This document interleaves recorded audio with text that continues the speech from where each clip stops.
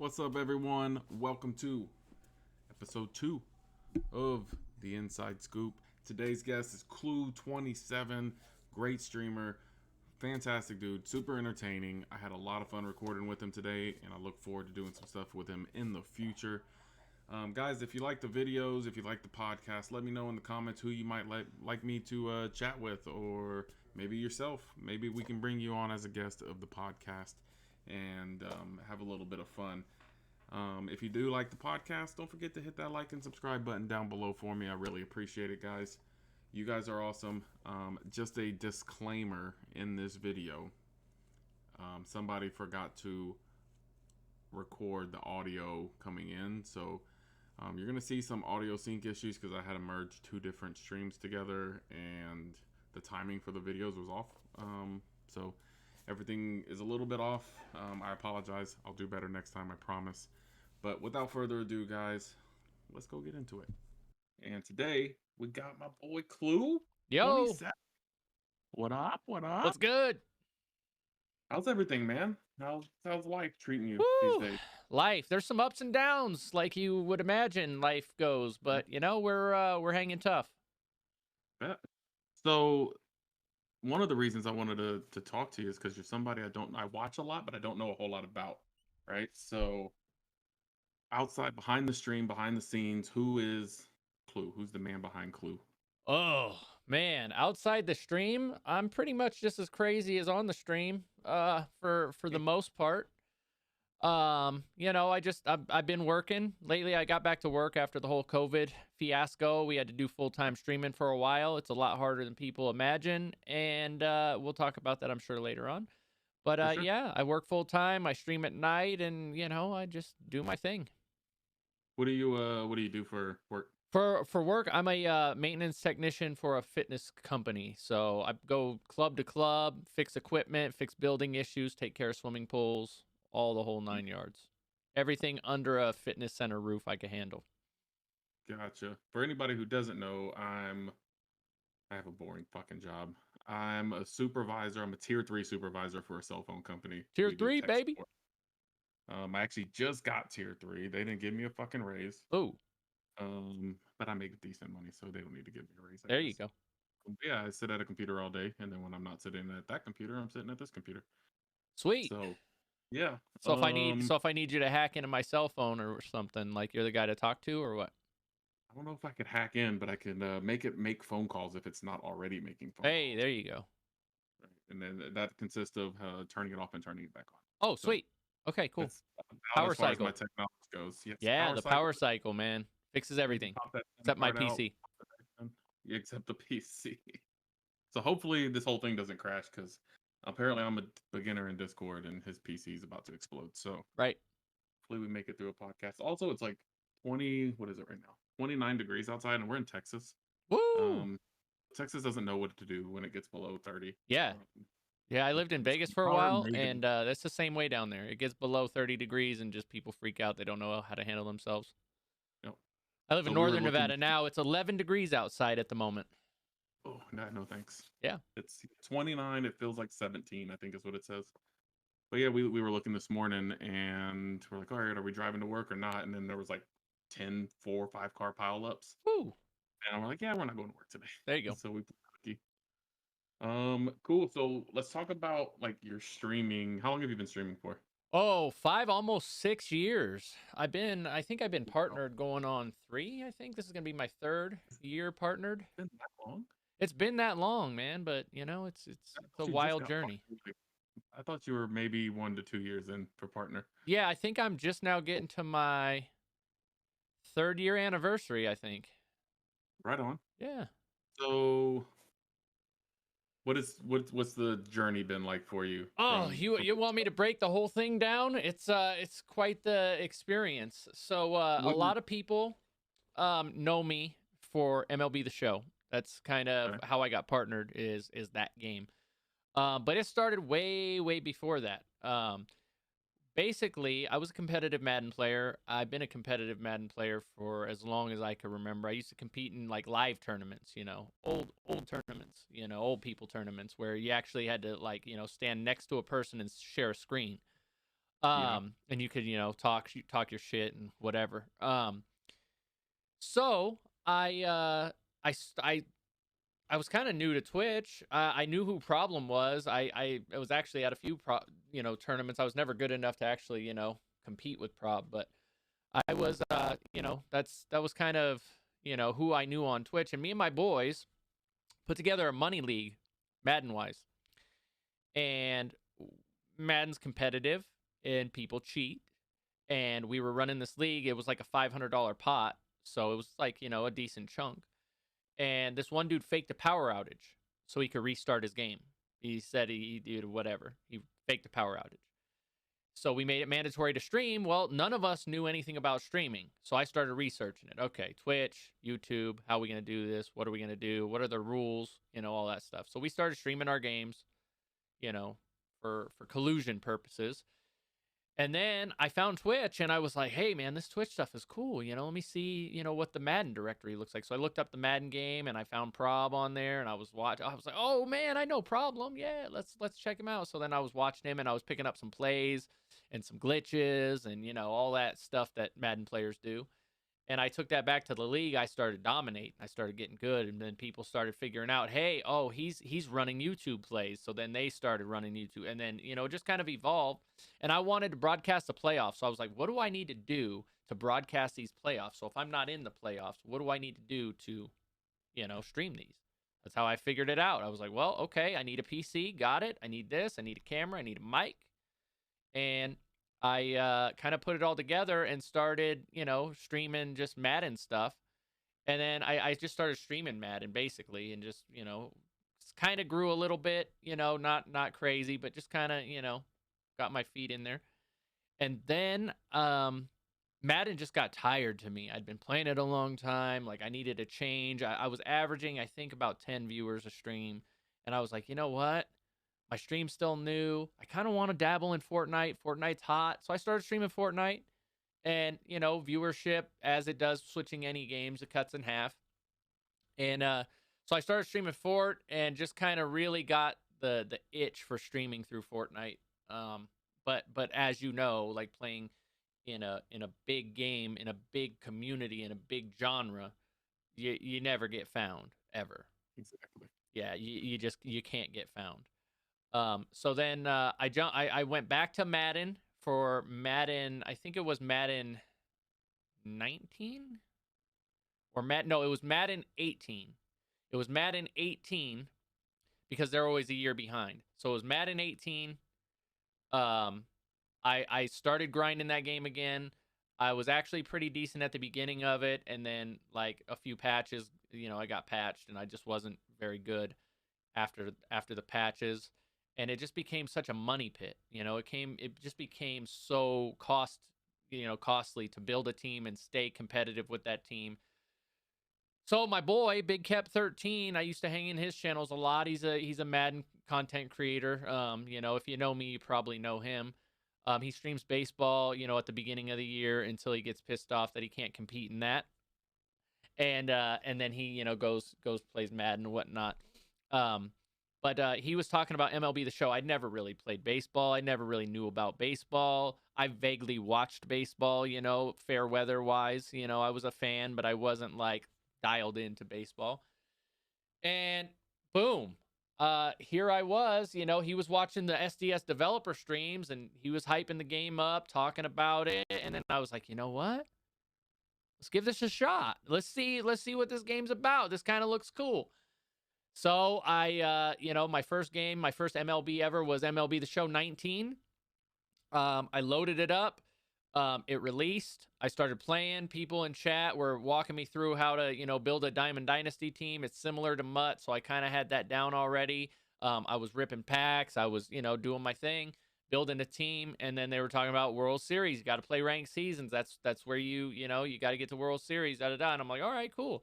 So I played through my first season of ranked in MLB, and I think I got to like 810-ish or something, which I didn't know how good that actually was at the time.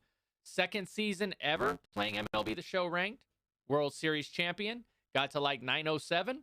I'm like, man, this is easy, dude. You guys, wait, what? Like, this is easy.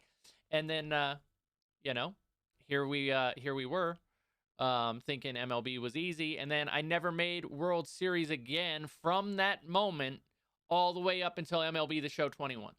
Really? Okay, so a little beginner's luck, Right. maybe. Yeah.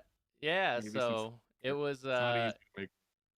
yeah, I don't know what it was. I guess I just, maybe it was just a mental, like, not knowing, stupidity, I guess. Just like, not really, like, I don't know, just not knowing really what World Series was, and I was just like calm and relaxed and no expectations. And then once I started learning like what it took to get to where, and then and Yeah, I maybe was that's always what it was. close. Every season I tried to make World Series, I always got close. 875, 890, 880s, I got close. All throughout MLB 20 and pandemic and that whole game, I feel like I had like half the top 50 players sniping me, keeping, gate checking me, you know. But that's kind of how I got to MLB. And then once I got to MLB, I just grinded to get to partner. I'm still not sure how I got to partner, because the second you get to partner, it's like there's this like drop off. Everybody's like, oh, that guy got to partner. And then there's this like drop. And then like there was, I had big expectations for MLB 21. I felt like I had positioned myself to kind of take off a little bit more and kind of, you know, take that next step from going from like 75 to 100 viewers to like 100, 150, 160, 70, 80, 200, whatever. And that step, like, I don't know what happened there, but that step just kind of never really took off. And I've been kind of, treading water for the last couple years, just doing my thing Yeah, over in my corner of the internet. I feel that. What benefits, or what's the difference? I know what like affiliate versus partner is, but what kind of comes along with being a partner? I wish I knew what I know now then, because I wouldn't have really stressed myself out so much, um to get the part. Now that accomplishment was like a goal, like, and I talked about it a lot on stream as the goal was happening, as we were grinding. But like, I had never really accomplished a goal that I've ever set out. Every goal I kind of set for myself throughout life, it's like I never really got to the goal. I would get close to it and then something would happen, I'd give up, whatever. um but with the partnership, that thing meant a lot to me, and I worked my ass off for that, man. Like, long days, long nights, figuring it out, whatever. But the differences between the two now are a lot less than they were then. And then they were a lot, they were a lot more years past. Like, before I hit partner, the benefits have kind of dwindled now. The big benefits was always you get more emotes. You get more subs, you get more emotes, you get more emote spots. Every partner comes with 20, da da da da da. You can do more with emotes. People like emotes. That was kind of the thing, For a while, partners didn't get ads on Twitch, so we were kind of ad free. So that was kind of nice for the 3 months that was a thing. But right now, they do so much for affiliates that there's very little to no difference, other than every once in a while Twitch used to send us a care package on Christmas, and this year they didn't send us anything as far as partnership goes. But the year previous they did. They sent us, like, look, I just so happen to have a partner cup. Oh, that's cool. Yeah, it can't, they sent us a little thing. They sent us a little thing. This beanie, actually, they sent me. So they used to do more for partners, and now I feel like they've done less for partners, and they've just kind of evened the playing field. Partners do get like early access to certain features and only access to features like squad streaming and things like that, but just such minor things that it doesn't really, like, you know, I would what I would personally like to see from Twitch is them really help discovery for Twitch partners.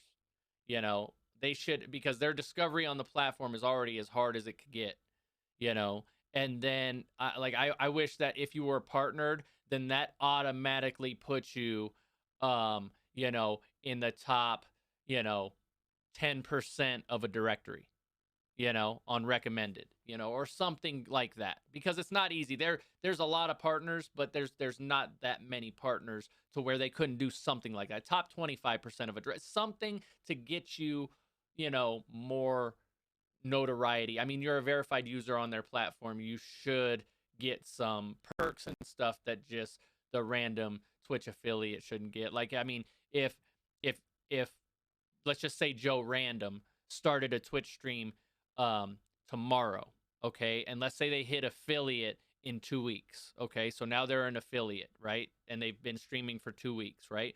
Let's just say that they get Daddy Warbucks in their stream, and Daddy Warbucks gifts them 500, or let's just say 1,000 subs, right? Some crazy number, right? So they've been affiliated for 2 weeks. Now they've got 1,000 subs in their channel, right? They just unlocked a shit ton of emote spots to where, like, you know, boom. Hey, guess what? This affiliate that's just been streaming for 2 weeks that got lucky with Daddy Warbucks has the same emote spots I have, and I've been streaming. I've been partnered almost 3 years. I've been, you know, streaming for 5 going on 6. Yeah. You know, I just feel like there's got to be something there. Yeah, no, they need something to strive for. Like, if from the sounds of it, from what you just said, I don't want to be a partner. I'm better off just being an affiliate, because I already have all these damn emotes. And then you got the follower emotes now. Now you got the animated emotes. You got the animated, yeah. So I mean, a brand new affiliate has like access to like 10 emotes. Dude, I had 5 emotes in my channel for the longest damn time. Yeah. 5. I had Sub Hype, I had Bomb, I had Let's Go, and I don't even know. Like, I had 5, man. I had 5 emotes. That was it, you know, for the longest time. Oh man, that was first year. Yeah, it was maybe 6. I think I had unlocked the 6th one, and yeah, that was it. But I'm one of those people. I wouldn't say I didn't get Daddy Warbucks lucky, but I was rated on my 7th stream. Truman rated me with like 70 viewers or whatever it was. Yeah, and see? I got affiliate the next day.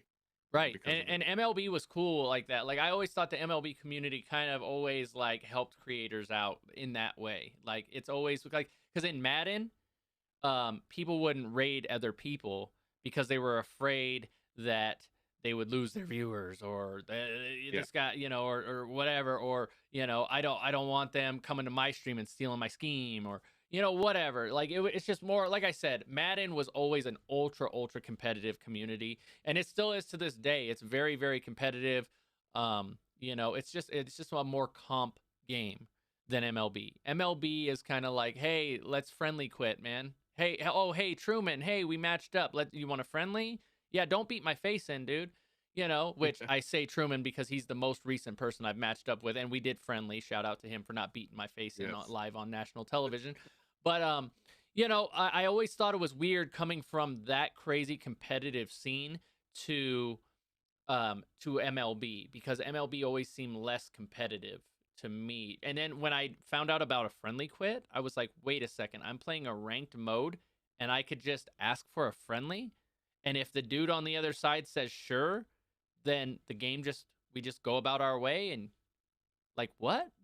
That was the fun of Madden. It was like people would stream snipe streamers and like to match up, even if they knew they were going to get their ass kicked. They just wanted to play problem right, Dubby, you know, whoever, you know, they just, you know, whatever.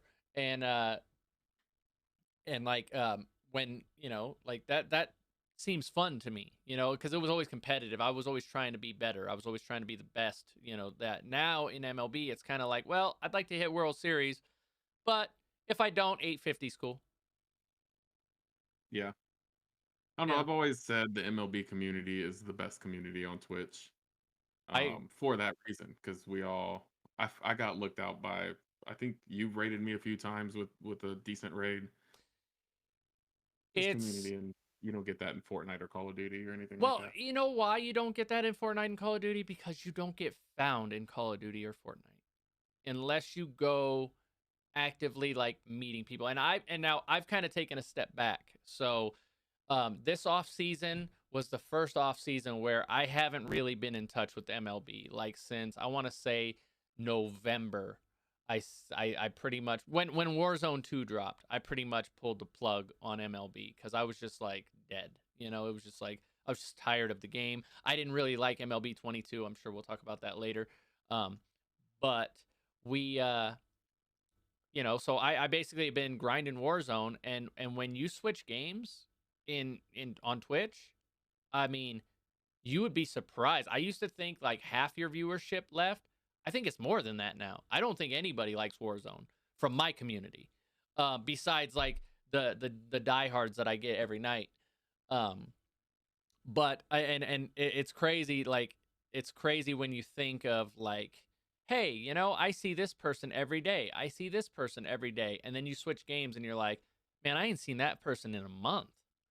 Huh. Yeah. You know, it's just kind of weird. But I've been kind of learning and trying to figure out how to grow on Warzone, and it's so incredibly tough. You gotta just meet people, and you gotta just be grinding, and you just gotta figure out how to. And I haven't figured this out yet, but a way to be successful is to figure out how to be entertaining while trying to lock in and get a win against Exactly.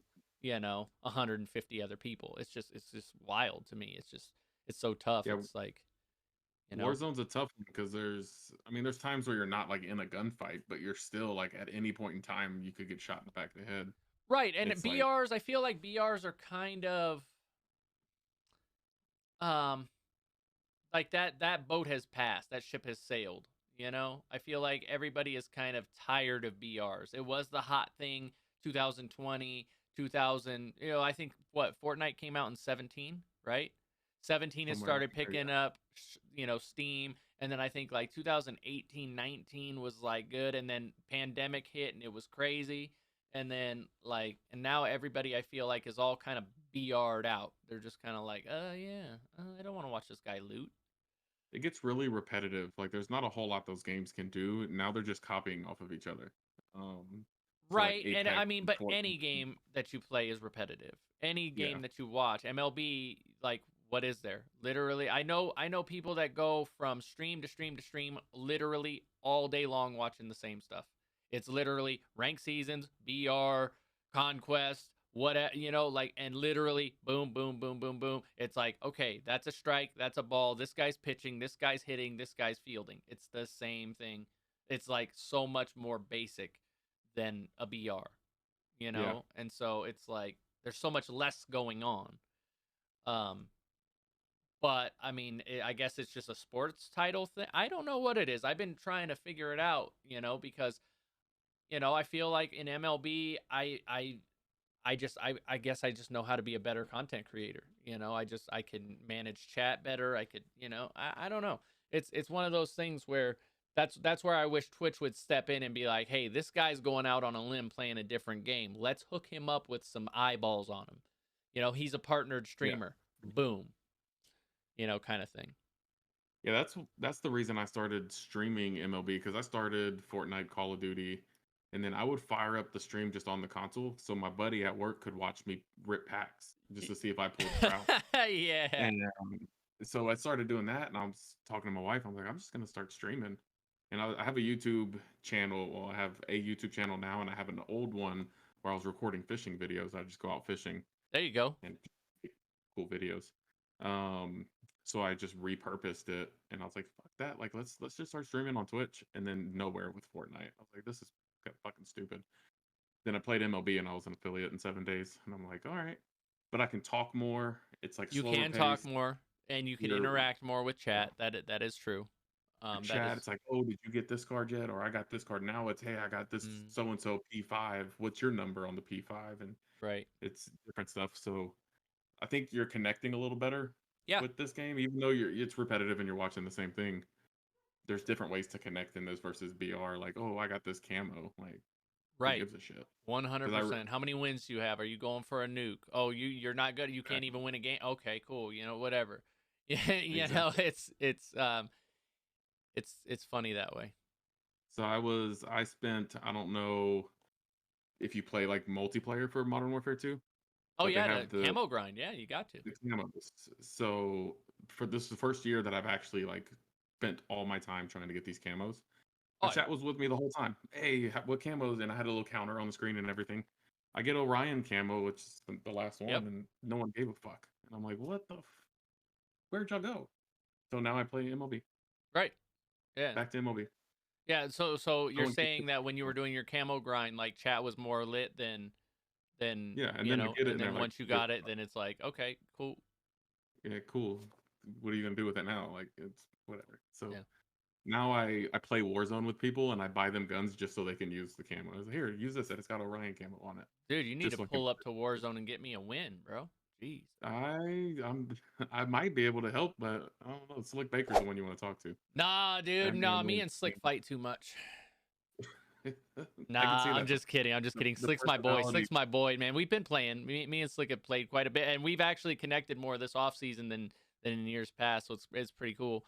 You know, in that aspect, I think we've caught a couple of dubs together, but our teams always something always happens where like, Yeah. and this is kind of me. I feel like I've gotten so much better in Warzone, and that's why I've been appreciating the grind, because in MLB, it's like, I'm not trying to get better at MLB 22 right now. Like, trying to get better at MLB is like a, you know, April to like June thing.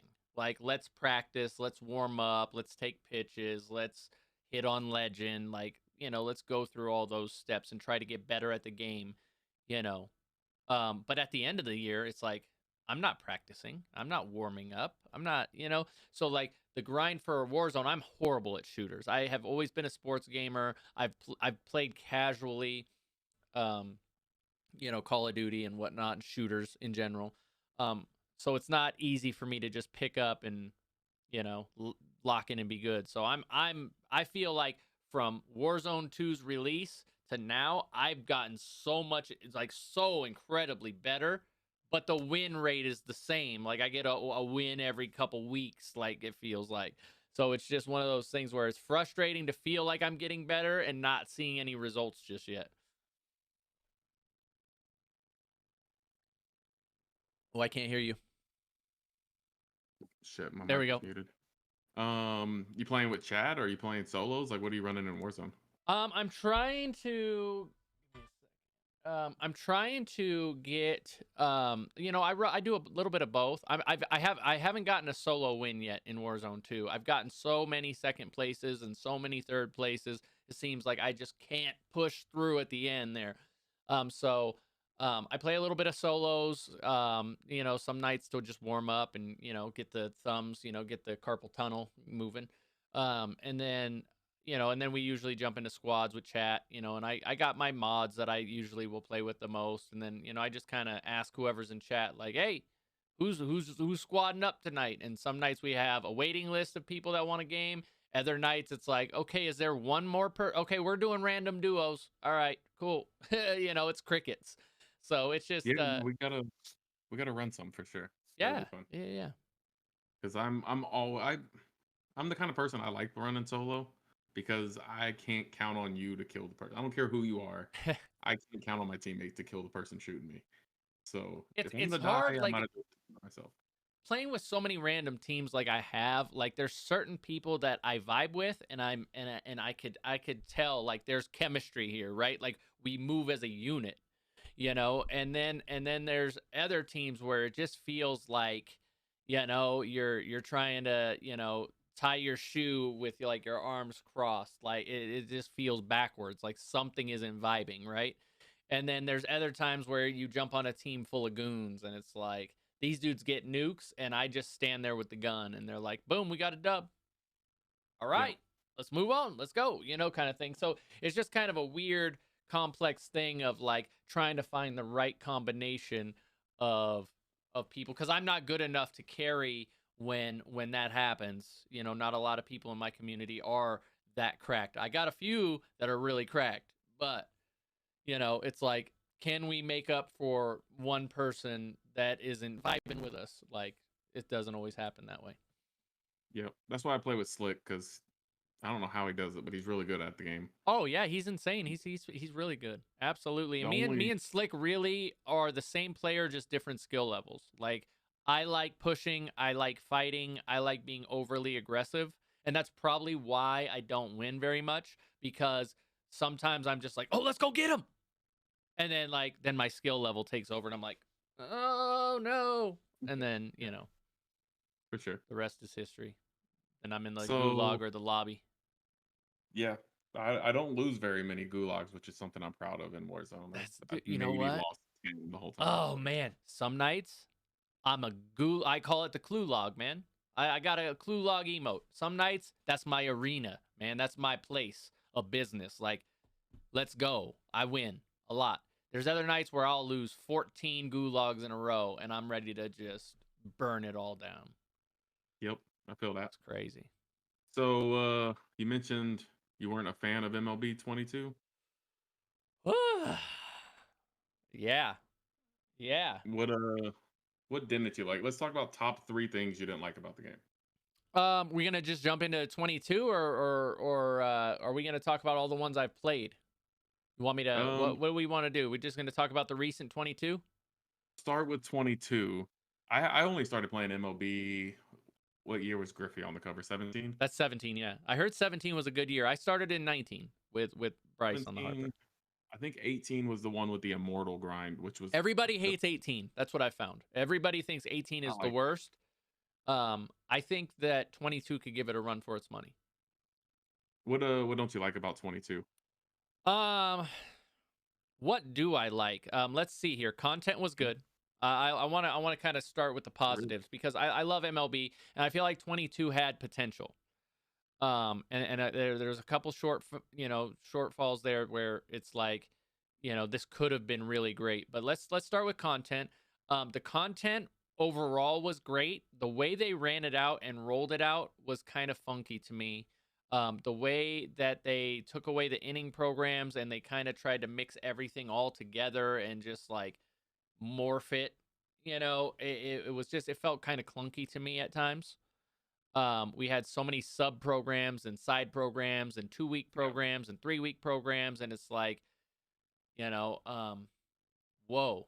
I feel like where they failed in content was World Series and BR rewards not meaning a single thing anymore. That's why I didn't hit World Series in 22, is because there was no reason. There was no reason to sweat like you needed to sweat to get to ranked season, to get to World Series, to go 12-0. There was no benefit. There was no reward in it. Exactly, because you could just play 500 innings at the start of the year and get, an 89 overall, whoever, which was astronomically bad. And then then that was the other switch that made 21 so much better than 20 content wise. They did the innings, but they didn't factor in that the disconnects, the freeze offs, the quit outs, the rage. They didn't factor. I mean, maybe they did factor it in. But like the innings always seem so crazy to me. Like even at 200 innings, like that is so many innings, especially since from ranked 400 to 650, you get a lot of rage quits. A lot of people play 3 innings and quit out.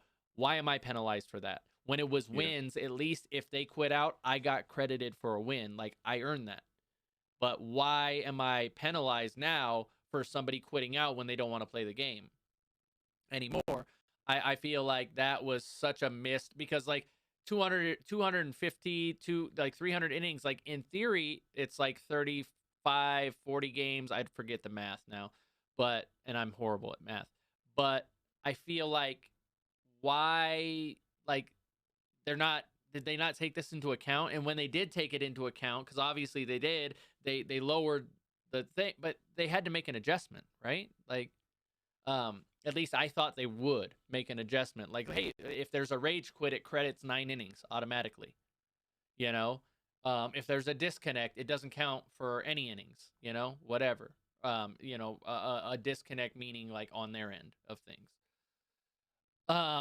It was just so weird and strange to me the way that they decided to do that. One easy fix that I always thought was just kind of common sense was make the World Series rewards and the 12-0 flawless rewards sellable, make the others non-sellable. If I want to grind for a card, and I'm not good enough to get 12-0, but I could do a BR program to get the card, then I should get the card. I should not be allowed to sell the card because that killed the value. It killed the grind. It killed the reward.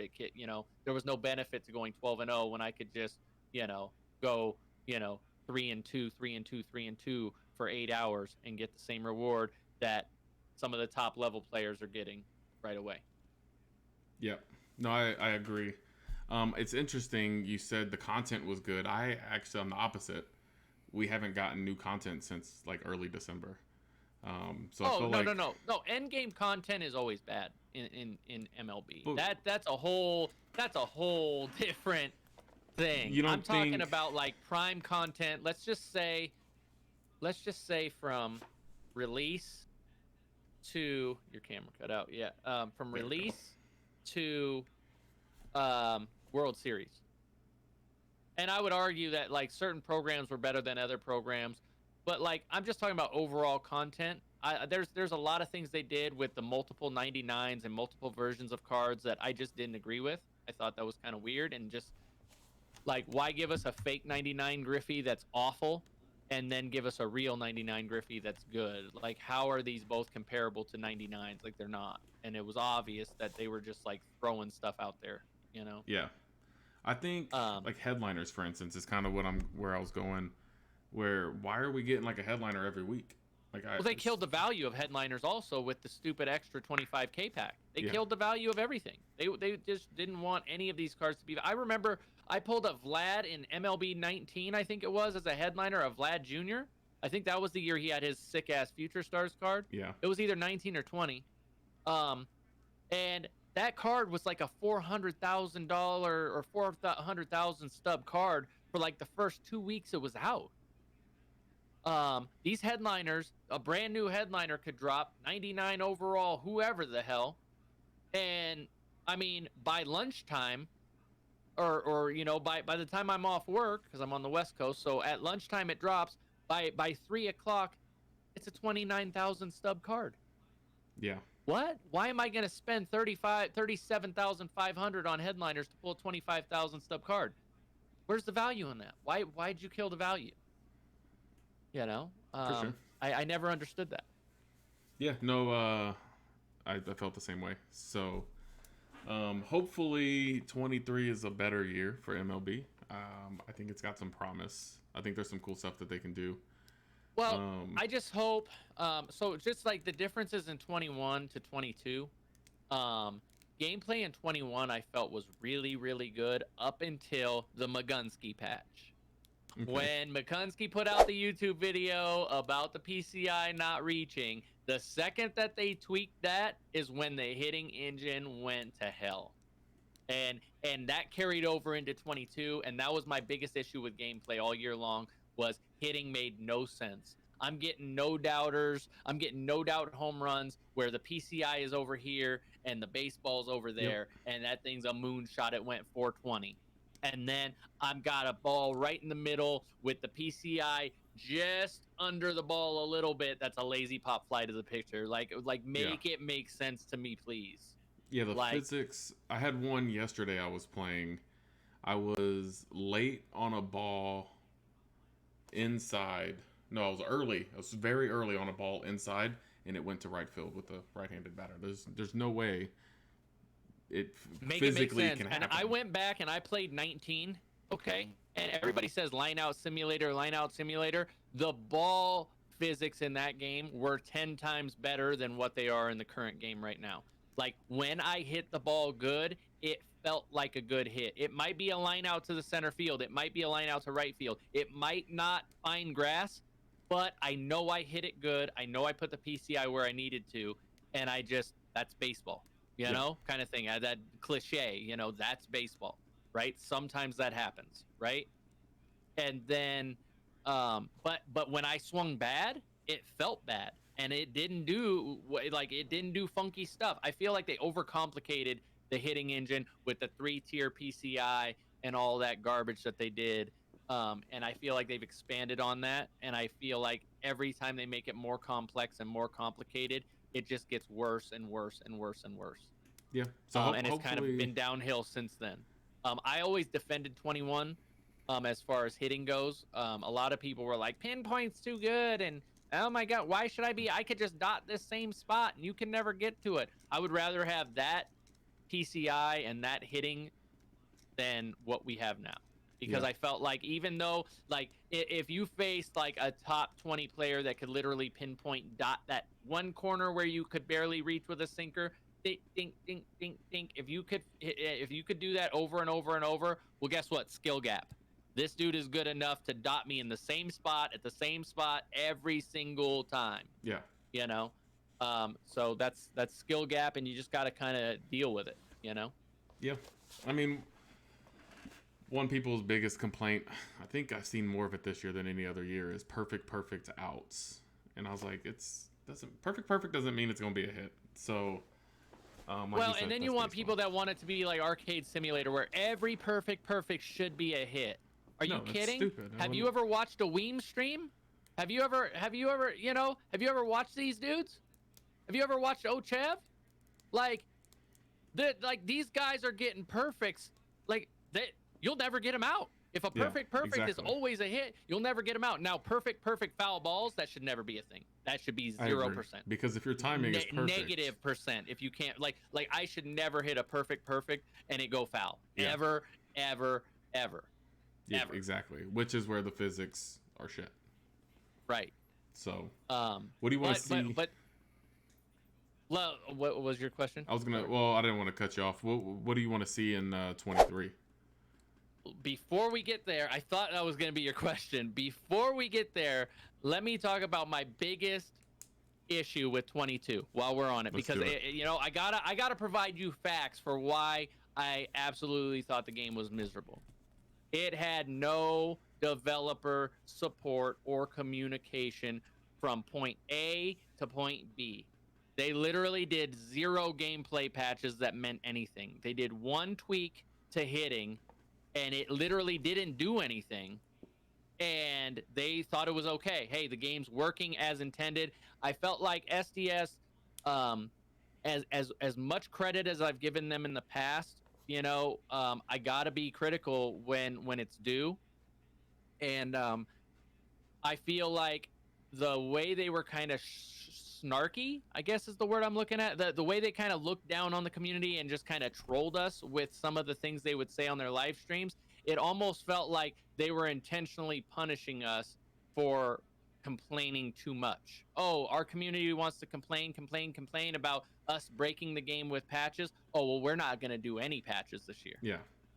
We're not going to do anything. This is the game. It's playing as we intend it, and you either like it or go play something else. Yeah. And I hated getting that feeling. And that might not be what they intended or as they intended it to come off as, but it really felt that way. And I feel like it felt that way to a lot of the community members. And I always gave SDS credit for really listening to feedback and kind of following through with what what people were saying. Specifically in 19, when the game was absolutely broken after a patch, they put out a late patch and removed home run per 9 from the game, and it was like a really late in the game update that was meaningful. So it was like, oh my god, we could play this game again. Oh, this is new. This is kind of cool. I always kind of wanted to see more support. I was always waiting for that one big patch that was going to kind of make 22 playable or fun. For some reason or another, like 22 just wasn't fun. It felt like 21 after the Magunski patch, which it was so late in the year at that point, like the game already just was kind of tired, and then it just didn't become fun. And then once they did, it just 22 felt almost exactly like 21 to me after that patch. It just like hitting never felt fun. Pitching kind of got a lot worse. Like you would perfect a lot of pitches and they would just miss. Yeah. And you're just like, wait, what did I do? It was blue on the way down. Like, what happened? So I feel like the support there just kind of went awry, and it just, that was my biggest issue. I just wanted to see more patches, more attempts. If you come out with a patch, and I don't know if somebody from SDS will see this, somebody But I mean, look, patches are complex. They're hard. I know nothing about them. Okay, all I know is that if they show a little bit of like effort, Yeah. it felt like they didn't care about their game this year. That they were just like, yeah, whatever. Um, and that sucks. Like, cause we're all like, we're promoting your game, we're playing your game every single day. There's still people grinding this game to this day. Like reward them with some effort. And if you come out with a patch and you completely break the game and like, I mean, it's just the worst thing we've ever seen. Well, hey, they tried Yeah. and it got worse. So then, if you got to revert a patch, or you gotta tweak it, or do something, or revert some things about it that are making it worse, that's okay. But like, let's just throw some effort out there and try to attempt to make something make sense. Let's try to, if you got to dial down, your PCI because it's too complex and you can't figure out how to get it, to play correct. Like, okay, we understand, but just a little communication too. Hey, we hear you. We know you guys want to patch. These are the reasons why we cannot patch it. This is the reason behind this. This is why we can't do this. Kind of thing. Like, just Yeah. a tweet here and there would go a long ways, and give us some behind the scenes reasons, like actual reasons why you cannot Exactly. do this or that. Not just the game's as intended. It's playing like we want it to. Yeah. Which is pretty shitty. I agree with you on that. That's Yeah, it felt bad, right? It's like kind of like a big fuck bad. you. Like, especially Right. we're the one who spend. This is the first year I did no money spent. Every other year that I played Diamond Dynasty, I spent $500 at least. Yeah. Every year. I always spend a lot opening night, and then I don't spend another thing, the rest of the year, because you don't have to in the game. No, you don't. You don't have to spend But a I always single like extra doing dollar. opening night hype. I like doing pack wars. I like jumping in and new binder. I want to rip packs. I want to see animations. Yeah. This last year I pulled Trout in my very first freaking bundle. I think I was Okay. like 6 packs in. I pulled my very first diamond of MLB 22 was Trout. I'm like, this is gonna be a good year, baby. Yeah. I didn't pull him till January. And I mean, it was crazy because I had never even, like, I don't think all of 21. I don't know. I don't think I pulled Trout in 21. So are you a collections guy? Do you go for the collections right away? Get that live series? I collection? go for it within the first like 2-3 weeks. I discovered this year that growing on YouTube is the hardest thing I've ever attempted. I put so much money and resources and time and effort and energy into YouTube, thinking like, hey, if I got Twitch partner, I know I can make YouTube work. But YouTube is like, it's a strange beast. It is the strangest thing I've ever tried to grow on. Throughout all of 21, when I was a full-time streamer, I literally was plugging away video, boom, boom, just pounding the streets. And then in 22, I hired an editor. So night 1, I had my Trout pack opening up. I had this out. I had my first ranked game, my first BR game. Like I spent so much money to try to grow in 22, and it just didn't return any. Like, I didn't see.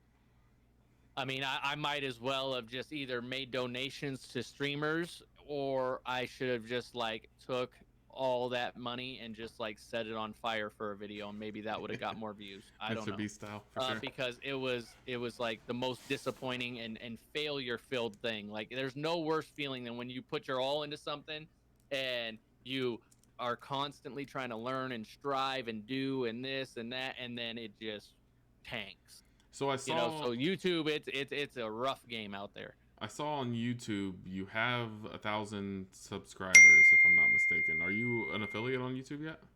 I'm not. Or I guess I'm they not. just I need call 4,000 it watch hours. Oh shit! See, that's crazy. That sounds insane. 4,000. It's like over 12 months, right? Something like that. Yeah, over the last 12-month period. Yeah, and I think I'm like at 800 right now, and I haven't been doing anything on YouTube for about the last 2 months since life has gotten crazy. Yeah, that's insane. And MLB kind of died. So you gonna go back to it in 23? Yeah. Well, 100%.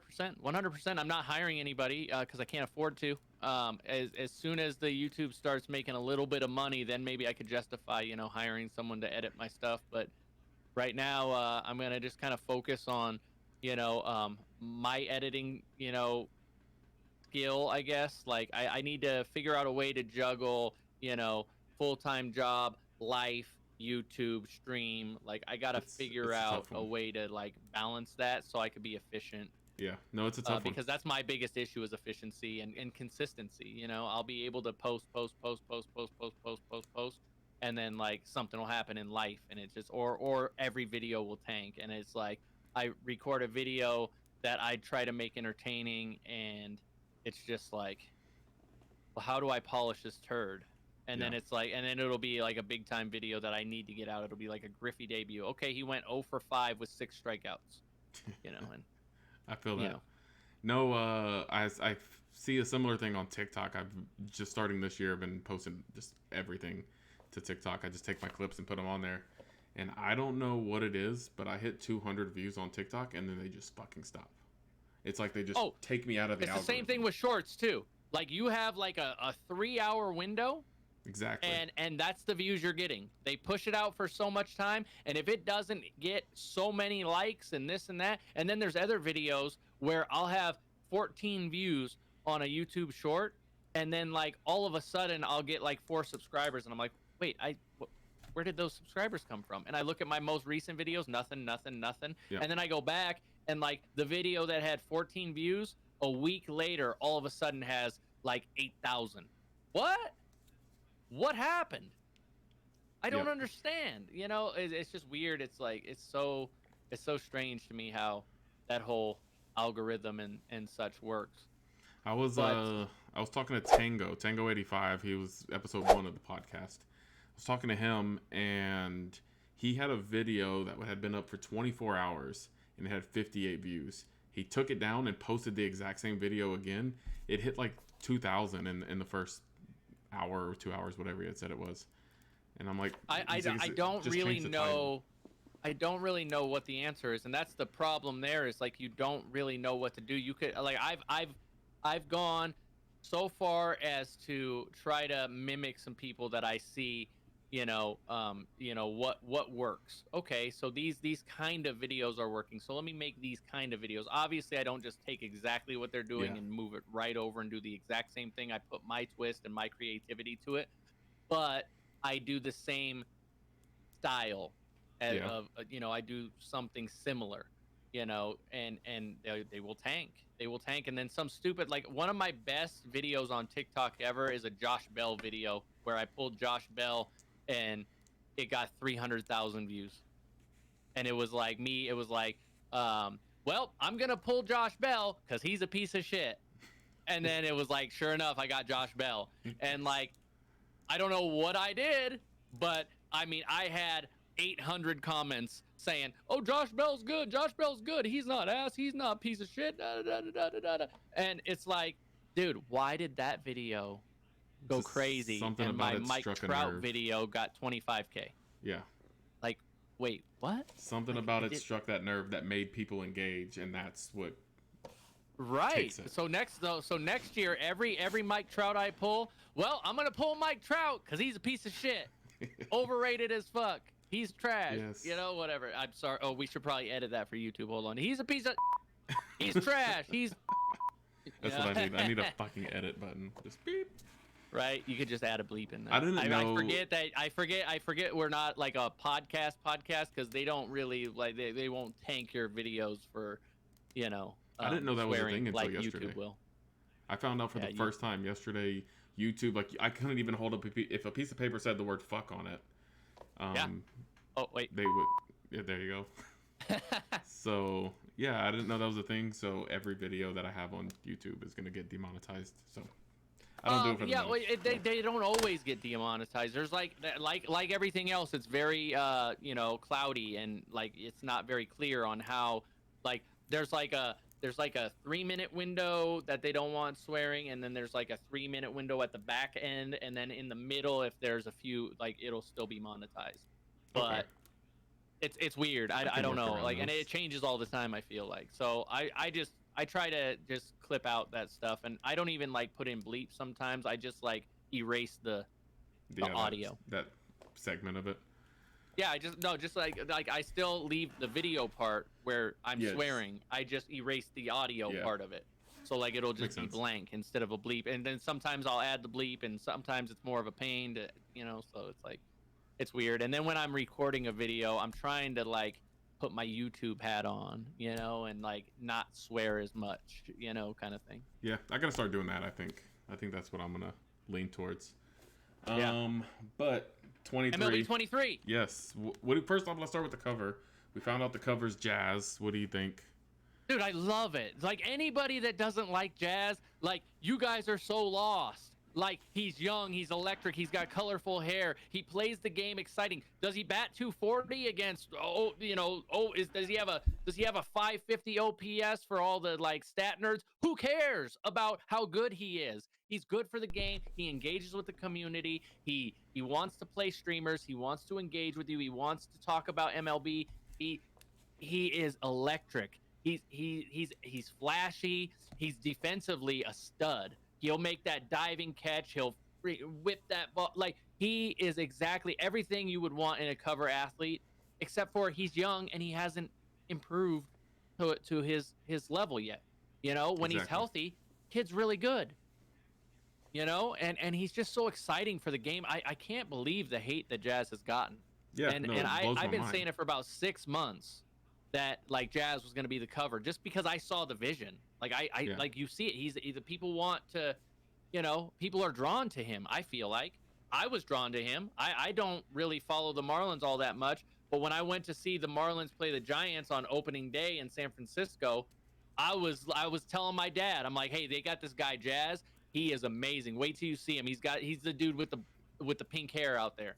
You know, like he's so easy to talk about, and he's so, you know, it's crazy to me all the hate he's gotten. I love it. I think they nailed that. I think they just knocked it out of the park with the cover athlete this year. I absolutely agree with you. And I was watching that stream, well, the second half of it, because my boss called a meeting right when the fucking stream started. Right. But yeah, I was like, yeah, this is really good choice, and everybody's like, first off, everybody's saying, why is it not Trout? Ratio, like what? First L of the MLB season. No, who do you want on there? A huge capital W.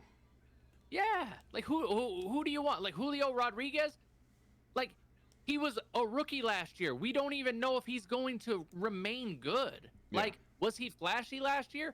Good, great, wonderful. But like how is he engaging? Exactly. You know? Like how is he engaging? Ohtani was a great cover athlete. But there's that language barrier there to where, you know, it's tough. And I don't know if Julio Rodriguez speaks a lot of English or not, but there's a language barrier there, you know, to where, you know, you got to be engaging. And same thing with Tatis, too. Tatis, obviously, he speaks English, but, like, you know, he wasn't as engaged as I feel like Jazz is. Like, Jazz is going to be engaged with the community. You're going to see him in streams. You're going to see him play Shelfie. You're going to see him engage with content creators. Exactly. You're gonna see he's engaging. He cares. He's gonna be part of the gaming. He's community. more than just collecting a check to be on the cover. Yeah, you know, and I feel like some of those, you know, some people, that's what they're there for. Exactly. So, would I have liked to see Julio on the cover? Absolutely, he did amazing things this rookie year. Jazz is still a better choice. Right, and if Julio knocks it out the park this year, you know, he's the next young, exciting player that they could market. If Wander Franco has a crazy year, he's another young, exciting player. You know, you want that young, youthful exuberance. You want that, you know, you want that guy. You know, you want that guy. Like, you're not going to get Trout on the cover. You're not going to get, you know, Judge already had his cover. Yeah. Like, you want Judge on there again? Like how many times are we going to see Judge on the cover, you know? Exactly. You know, Griffey, like we don't even know what the collector's edition cover is. If it's Jeter, people are going to lose their minds. You know what I'm saying? And who knows how good of a card Jeter will be in the game if he's in the game. I don't know. Will they juice him? Probably.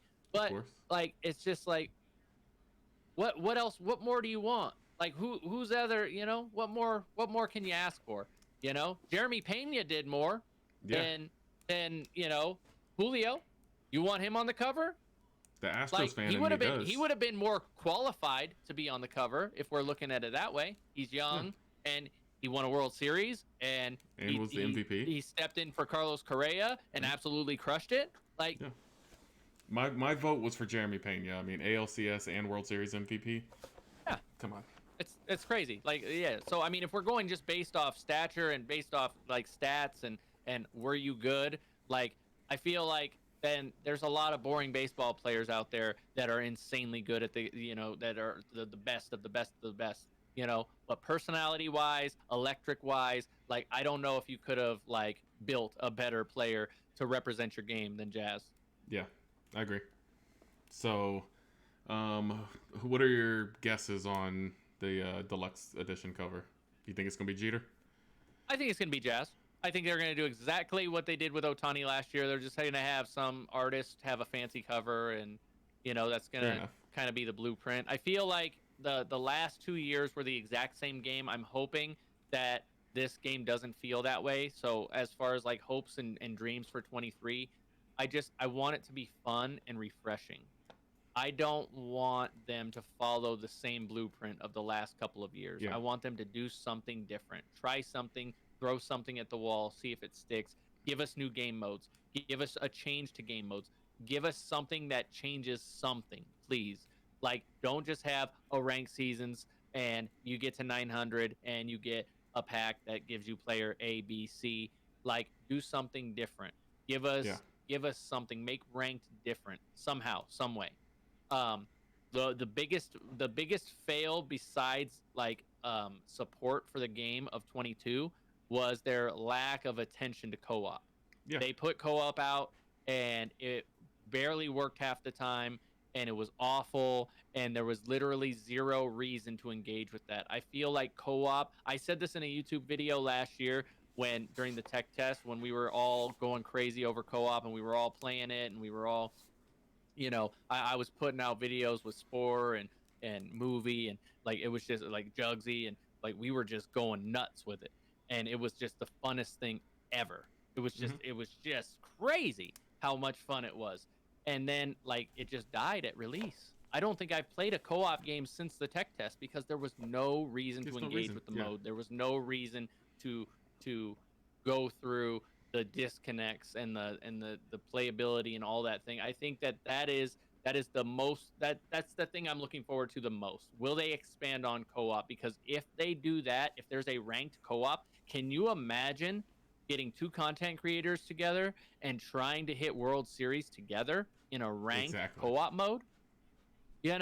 Or hey, you know what? I'm ranked 875 in co-op ranked seasons. Let me get somebody insanely good at the game to carry me, or the opposite. Like I try to hit World Series with, that Cluebot guy, can we do it? Whatever. Yeah. Like there's so many ways to expand, or even like a BR, co-op BR, that's a little quicker grind than World Series. But obviously I don't think you need to make World Series with the same teammate. Obviously it's just going to be a co-op sort of, but there's tons of ways to engage and expand on that. And then I just want to see another mode other than events. Events feel tired. It feels worn out. It feels like they do the same stuff. Everybody predicts everything in this community. There's nothing new in the game. Everybody knows that, we're getting a moonshot event. Well, why did we have 11 moonshot events this year? Like, make it special. Make it something. And then one moonshot event, we had bronze pitchers. That wasn't even a moonshot event. Like there was some bronze pitchers that dotted. Like what are we doing? It just feels recycled and stale. And I just I just have the highest of hopes for MLB 23. Even something as little as updating your props in the stadium creator, like which they did. They did do one update this year where they gave us a few more props. But like, can we get some more animals? Can we have more than just a dinosaur and a T-Rex and a cow and like how hard? Like let's do like a I don't know. Let's do like every new program we get some new props. We get some new items. Like I don't know. Just give us something in like a content pack. Yeah. Put it in the store. If you want to, spend 50,000 stubs, you could get the farm animal 10,000 pack where you could have like whatever. Like just give us something different to look at, and create with. I think Stadium Creator, I hope they expand on that and just like, really take that next level to where they could kind of create content around that, and start giving us more stuff. Obviously I want caps removed. I've been against caps. I think why do you give us content and then give us the ability to grind for 6 hours and have a 99 overall at the beginning of the game? They're only toxic. They're not fun. People only use them to gain an advantage, and most of the time there's something racist or something stupid to go Yeah. along with them, and it's just a way for the community to be toxic. And I just like get them out of at least Diamond Dynasty, get them out of ranked. If we obviously Road to the Show, keep them there. That's where your creative player is. That's where you go to do that and engage in that game mode. But just keep them out of, I mean, bare minimum, keep them out of ranked, like you keep them out of events and BR. Like, Yeah. no, like if like no, like the creative player, like obviously we've proven as a society that we can't be trusted to be decent people. That's And true. I mean, not all of us. I don't put us all under that umbrella, but there's, I mean, how many ranked games do you play? I would argue if you play, 15 ranked games in a row and you run into 10 created players, I'll bet you half of them are racist, or half of them are intended to be, or something, some garbage where it's just ridiculous, and it's just corny. It's just corny. Just, let us engage with the content that you provide us. Um, unless you put like a tier, like your created player can only get to 84 overall with silver silver badges Yeah. for the first program. And then next program, okay, now your creative player has the ability to get to 86 overall with gold badges. Okay, next program, now we're 3 months into the game. Now we've started, like, now the pitchers have caught up, the players have caught up. We're starting to get into the like 96s, whatever. Now you can create your player to 89 overall with diamond badges. Like tier it out. Like Yeah, exactly. let's space it out if we're gonna leave that goofy stuff in the game. Not to mention, every year that they've had creative player, there's always a Road to the Show glitch where you can build some fake lineup and you literally run through it in a day. And then, Yeah, like exactly. there was some glitch. I ended up doing There's it. It always a wasn't glitch. this year. I think it was last year, and I scored like 1,000 runs in a game with a little simulation glitch. I was like, what the fuck is this? What Like, about not the simulation glitch, but what was it? What was the game mode where you would just set your controller down and walk away, and it would just play a game for you over and over and over and over and over and over and over, and the game would never end? And then you would get between, like, if you left it on overnight, you would get some absurd amount of XP. Oh, I know what you're talking about. I don't remember. What was that game mode called? It was like some kind of video something or other. I forget the name of it, but Yeah, and you get like your crazy like XP, and you just finish the program done. the program Boom. in one night Overnight. without even being at your screen or whatever. Yeah. Yeah. So do away with that. I Absolutely. would be 100% okay. It's funny, we actually mentioned in the first episode that we would be okay if they took out Stadium Creator. Like, I don't okay. think we need Stadium Creator. I like it. Stadium Creator could get pretty toxic too, as well. Like, you get a lot of like goofy stuff that you see written on boards and Yeah. things like that. I feel like it gave the community like a way to engage and get your name on the board for 5 gifted, 10 gifted, whatever, be on the leaderboard, whatever the case may be. And I think that's pretty cool and neat. If you want to, get your name on a board with your favorite content creator and, show that you're showing love or whatnot, or, I think that's cool. It's a good way to advertise for a sponsor, so it gives us kind of a new avenue. Yeah. I know when I had the Manscaped thing going on, I put that, in outfield and whatnot. But I don't know. It just I feel like the games need, they got to leave the old stuff in the past, right? And I have high hopes for separate versions of the game this year. Have a next gen or a current gen, and then have the old gen. And old gen plays old gen. There is no cross. I can't play anybody on PS4 if I'm on PS5. I could play Xbox X, S, and PS5 players only. And I got Stadium Creator, and I have a different hitting engine and different dynamics and it's a different game. Yeah. Like similar to Madden. Madden has 2 separate versions of the game. If you play on old gen, then you have an old gen market and you have an old gen game experience, and the game is the old gen. Like that is what you're playing on, and you're only playing against PS4 players. PS4 plays PS4, Xbox One plays Xbox One. I feel like now, ever since they mesh the two together, it's a disaster. I would rather them just take that next step and really like show off the power of these consoles, because I feel like they could do really great stuff with a hitting engine and, you know, pitching mechanics and physics and all that kind of stuff. And I feel like the old gen is holding us back. But I don't really anticipate that being this year, which is kind of sad. No, I got you. So we'll see. I'm hoping that we got some good stuff coming for 23, because I don't know if we can have another 22. Dude, I really want to see something different. I really want to see a mode where I could use my Diamond Dynasty team and play it like Weekend League. I've been saying Weekend League, and I've called it Weekend League for you know, months and months and months. Madden just recently killed off their Weekend League by making it an all-week thing and not giving rewards and whatnot.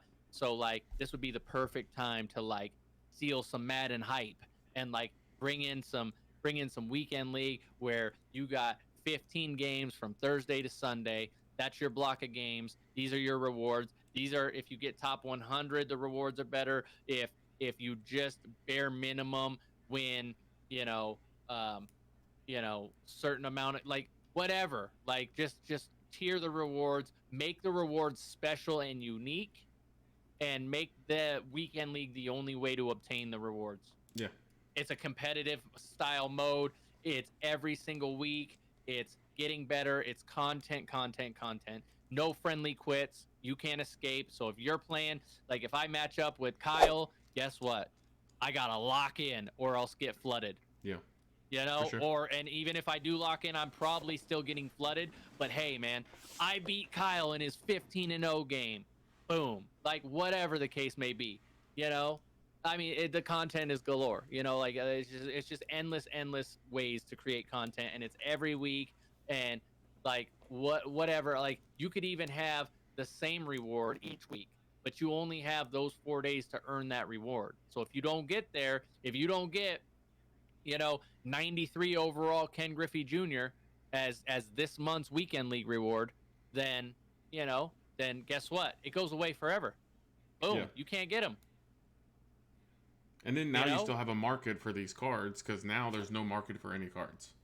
Right, or for the casuals that want to complain, oh, I couldn't get 93 Griffey, make him sellable. But guess what? He's going to be 1 million subs, and good luck being in line for, whatever.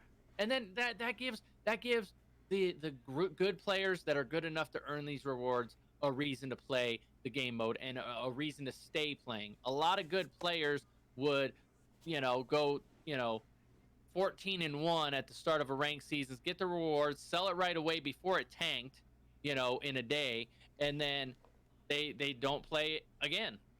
They're done. There's no reason. Why grind? Why grind this game? Give us a reason to grind the game. Give us something new and exciting to engage with the game. Give us something that's not going to get tired after the first few months. Like, please, just give us something different, something new. If I have to go through the same stupid menus with the same L2 buttons, with the sub menu, with the this menu and the that menu and the this program menu and the that, like, I'm going to lose my mind. I'm going to freak out and go crazy. Because I think the menu, like, they didn't even go as far as to try to fix a menu. They gave us the same garbage menu 2 years in a row with different backgrounds. Yeah. Like, come on, man. Like, the thing is clunky. I mean, for 2 full years, you win a BR game, they kick you back to the main menu. They don't even leave you in the BR menu. I never understood why the fuck they would do that. That makes no sense. I was just complaining about it. Because when you finish an event game, you just go back to the event menu. You don't go all the way back to the beginning. Why is that so hard? Like, please, like, quality of life, man. Well, they're doing it in an event. So irritating. Like, you have to think you can just copy and paste that over to fucking anything else. Oh goodness, you would think, but they may. Who knows? That's why they make the big bucks off of us. So. Right. So let's talk Super Bowl. We're kind of running out of time here, but I gotta hear. So I watched the stream. Was it a couple days ago? You were I don't know. I don't remember it. Hosted. It was a hell of a time at Klue's house. Yeah, we danced more than you'll ever see me dance. I screamed at chat. One member in particular, sorry, Attitude. You're my boy still. I know found it's all that the love. best part. One of the best parts of the stream. Oh, dude, I know, man. It was crazy. But I get passionate, and then I get drunk, and then it just kind of spills into, what it spilled into. I'm super excited. I think the Chiefs have a really good shot to win. The Chiefs have played one of the toughest schedules in all of football. Their first half schedule was brutal, and then their back half schedule was relatively light. But we still had to play the Bengals, the Bills, the Niners. I mean, we had to play everybody good. We had to lock in against. Yeah. We did not play the Eagles, but I feel like the Eagles had an easy road, and I'll never knock the Eagles for that easy road because you put the game in front of them, and they beat who they needed to beat to get to where they needed to get to. So, roster top to bottom, both rosters are insanely talented. I hope that Pat's leg is good, and I hope we get a full effort out of him. I hope he's very, because high ankle sprains, you don't heal from that real quick. He's got 2 weeks, right? 2 weeks to get ready for it. Yeah, it's 2 weeks to the Super Bowl. And I feel like it's going to be a really good game. There's a lot of good storylines, brother versus brother, coach versus former coach, whatever. It's just going to be a really, really great game. And I'm excited. I think the Chiefs are kind of getting sold short, because of the injuries and such. But I feel like we got a good shot at Patrick number 2. And I'll tell you what, if the Chiefs do win the Super Bowl, if you thought the AFC Championship stream was something, well, you're in store for the Super Bowl celebration, my boy. I'll put it on my calendar. It might go crazy. What's your score prediction, if you don't mind? Score prediction, I'm obviously going to pick the Chiefs to win because my heart and soul is there. I feel like in order for the Chiefs to win, we're going to have to keep it relatively low scoring and just let our defense kind of do its thing. I'm going to say I'm going to go 33-27 Chiefs. Okay, I like that. What's 33-27 Chiefs. And then we'll see where the chips lie. If the Eagles win, I feel like it's going to be like a 38-30 type of thing. Like if we can't stop them, I feel like our offense with the injuries, is not going to really be able to win a shootout. And that's weird me saying that because normally the Chiefs don't lose shootouts, because we usually have the talent to go with that. I think if Mahomes can get close to 100%, if not 100%, right, he's a dangerous man. So he'll make you pay, even if he's got to check down like he did in the AFC Championship. So, what did y'all got Super Bowl party plans or what? Yeah, I hang out with Mama Klue. Always comes over. It's kind of a tradition. We just kind of hang out. She watches me be a drunk idiot, and tells me how stupid I am in the morning. Yep, that's what mamas are for, right? Yep, that's exactly what she's there for, So yeah, we just kind of keep it low key, and I just kind of I can't watch my games in public, so I can't do like a big. I'm a just like on stream. I'm just as much of an idiot, in my living room doing stupid stuff, saying off the wall things. I say the most inappropriate shit, in front of my mom, and then afterwards I feel stupid and have to apologize, and whatnot. But I'm just intense. I'm locked in. I'm standing up most of the time. I sit down. I stand up. It's an experience. I'm sore the next day from just watching football. But it's worth it. It's all worth it. Yep. So last question I got before we get out of here is if you could give any one piece of advice to smaller streamers or someone who's just starting streaming, what is that one piece of advice that you give people? Man, this question right here might just send us over because I could talk about streaming, I could talk about content creation, and we could do a whole podcast on just that question alone because I'm very passionate about it. It's something I love. It's something that I've been doing for a long time, and it's something that I would love to do as a job and a career. If I could ever make that happen because it's just something that I love so much. If I was starting a stream from zero right now today, I would stream everywhere.